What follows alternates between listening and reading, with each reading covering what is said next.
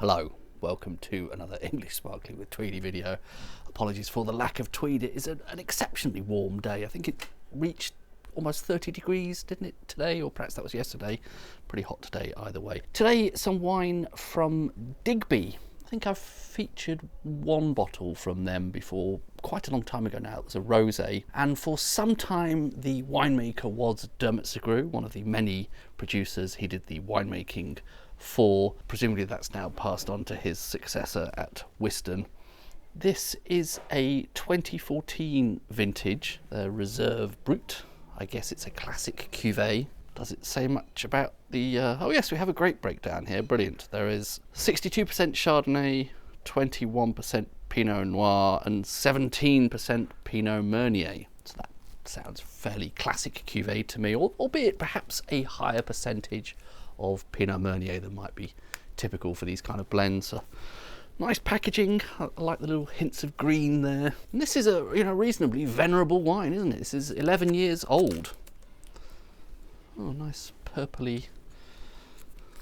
These were quite reasonably priced, I thought. I ordered directly from Digby's website. They have a trio. I bought 3 bottles, the regular non-vintage classic cuvée, the rosé again, and this one. And I think there was a first time order discount as well, and it worked out free delivery as well with something like £33 a bottle, which these days is actually quite good going for English sparkling as they creep ever upwards.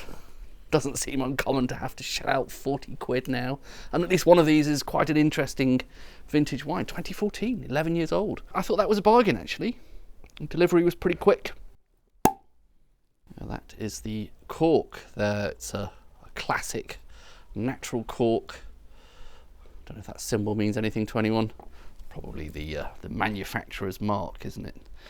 It's not a diam. I wouldn't know if it's not a diam. Yellowish gold there. One of those ones where am I just partly colourblind? I don't know, but often I feel as though I can see a hint of green sometimes. I don't think that's really there, is it? It's just a sort of yellowish gold. The mousse seemed to dissipate quite quickly there, doesn't it? But that's often the case. I have proper stemware for a change, which ought to be clean. Before giving that a swirl or anything,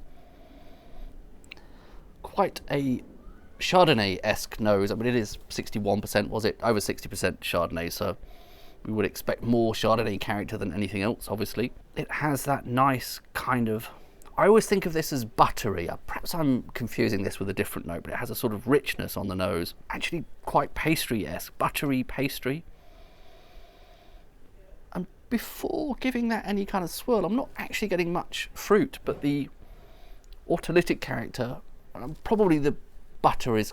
I don't know, that could be autolytic, could be slightly from the Chardonnay itself. That is very pleasant, even though not particularly fruity right now, but perhaps with a bit of air. A bit more fruit now.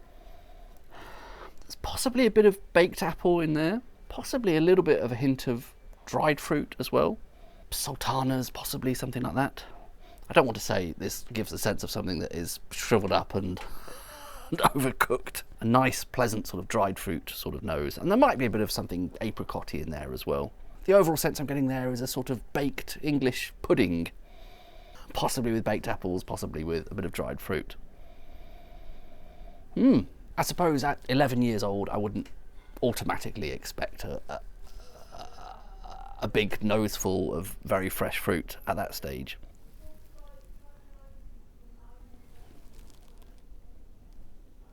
On the palate, really nice. There is a healthy dose of zing still left there. Lovely mouthfeel from that effervescence. But over and above that, I'm actually still getting an interestingly rich, buttery sort of sense from that, which is nice. It sounds weird, doesn't it? Sort of fizzy butter. But it is continuing to be quite rich, quite luxurious, quite almost oily in a nice way. It doesn't sound nice, does it? Possibly a bit of citrus here on the palate. There could be more stone fruit, sort of extending on from that hint of apricot we had earlier. And I suppose some apple in the mix there as well. Fruit-wise, on the palate at least, a little bit more citrus than anything else. And a really nice burst of minerality, and like I say, actually a decent amount of zing. That would be classic Dermot Segru hallmark there. He does like his zing. Tastes sophisticated, and it I think I do get a sense of age there. Actually, quite often these English sparklings can be deceptive when they're aged sort of a decade plus. I'm thinking of Breaky Bottom, for example.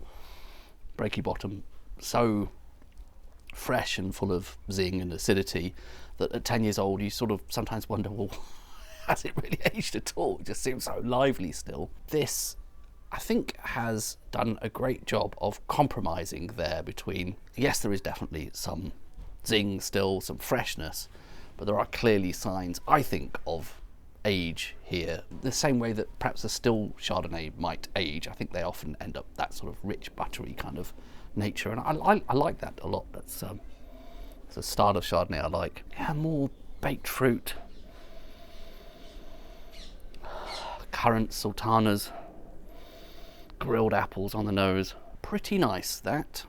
Almost feels like a dessert wine in a way. It's not particularly sweet actually, but as I say, those baked apple pie type notes or steamed pudding type notes give it an overall kind of desserty feel, but with a decent amount of zing and actually relatively dry. Probably gone on long enough. I like it, it's nice. Cheers.